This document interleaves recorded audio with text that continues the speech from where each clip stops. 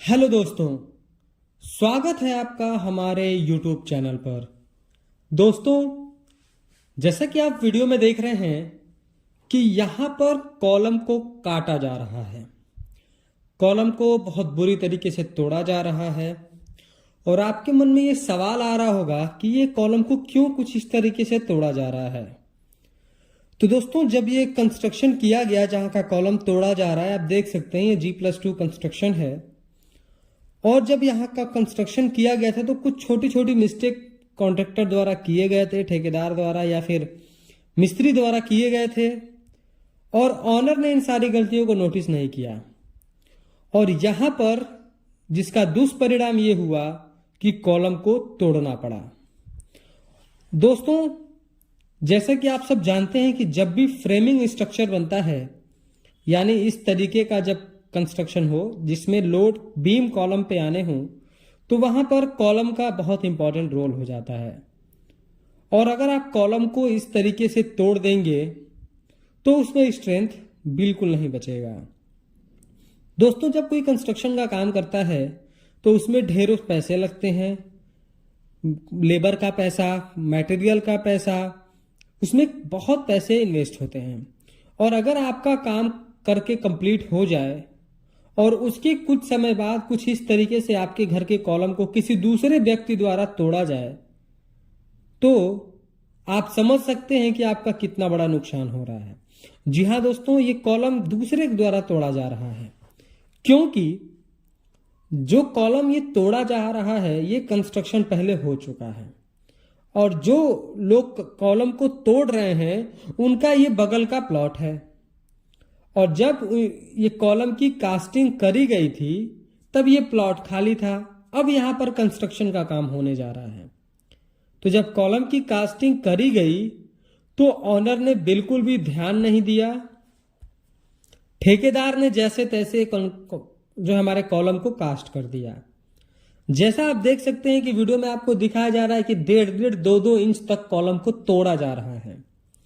Column को इसलिए तोड़ा जा रहा है क्योंकि ये अपने प्लॉट एरिया से बाहर बना हुआ है, ये किसी दूसरे के प्लॉट एरिया में आ रहा है, इसलिए इस कॉलम को तोड़ा जा रहा है।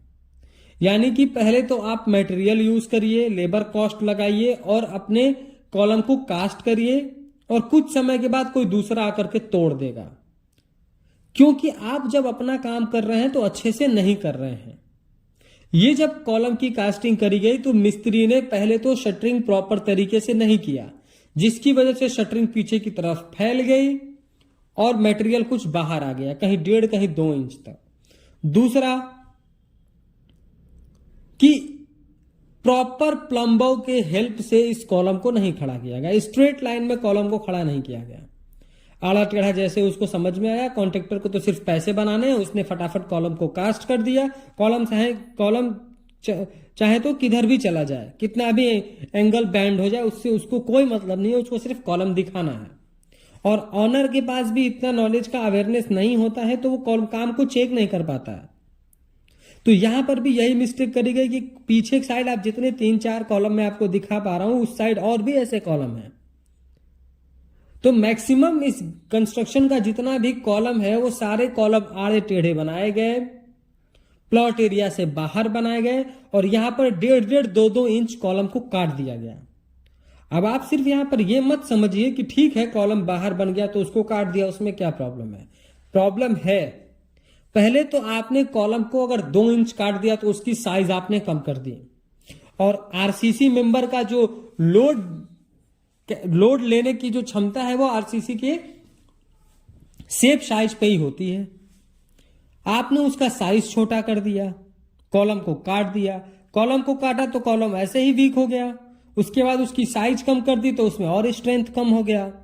और अब आप देख सकते हैं कि क्लियर आपको विजिबल हो रहा है कि कितना सरिया कहां लगाया गया है। अब ये सरिया धीरे धीरे हवा के संपर्क में आएगा और ये सरिया जो है धीरे धीरे जंग खा करके बिल्कुल भी स्ट्रेंथ खो देगा और आपका कॉलम वीक हो जाएगा। और आप देख सकते हैं कि G+2 का कंस्ट्रक्शन है तो ये मकान का जो स्ट्रेंथ है वो बिल्कुल कॉलम का कम हो जाएगा। भविष्य में कुछ भी हो सकता है। अगर ऐसे ही सारे घर के कॉलम को बनाकर फिर तोड़ दिया जाएगा तो फिर बिल्डिंग कहाँ टिकेगी। इसलिए कहा जाता है कि जब भी आप कंस्ट्रक्शन का काम करें तो आप इंजीनियर को अपॉइंट करें, उसके सुपरविजन में ही काम करें। आंख बंद करके किसी ठेकेदार और मिस्त्री पर भरोसा ना करें। मैं ऐसा बिल्कुल नहीं कह रहा हूं कि सारे के सारे ठेकेदार काम गलत करते हैं। बहुत सारे ठेकेदार का काम मैंने आपको अपने इस चैनल पर दिखाया है कि जो अच्छा काम करते हैं और हमने अप्रिशिएट भी किया है। लेकिन ये कॉन्ट्रैक्टर द्वारा बहुत गलत काम किया गया कि किसी के पैसे वेस्ट कर दिया गया और उसकी मकान बनने के बाद उसके स्ट्रेंथ पे कुछ इस तरीके का प्रॉब्लम आ गया। दूसरा, ये जो पड़ोस में घर बन रहा है, ये पहले तो कंस्ट्रक्शन नहीं हुआ था, जगह खाली थी, तो जिसकी वजह से वो कॉलम बाहर आ गया। अब ये लोग कंस्ट्रक्शन जब करने जा रहे हैं तो इस कॉलम को बहुत ही गलत तरीके से तोड़ रहे हैं, लेकिन ये इनके प्लॉट एरिया में आ रहा है।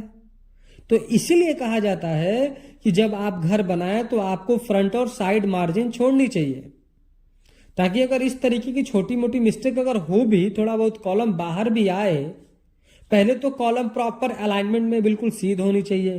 पर इन केस अगर थोड़ा सा मिस्टेक हो जाता है तो फ्यूचर में कुछ इस तरीके से तोड़ना तो नहीं पड़ेगा।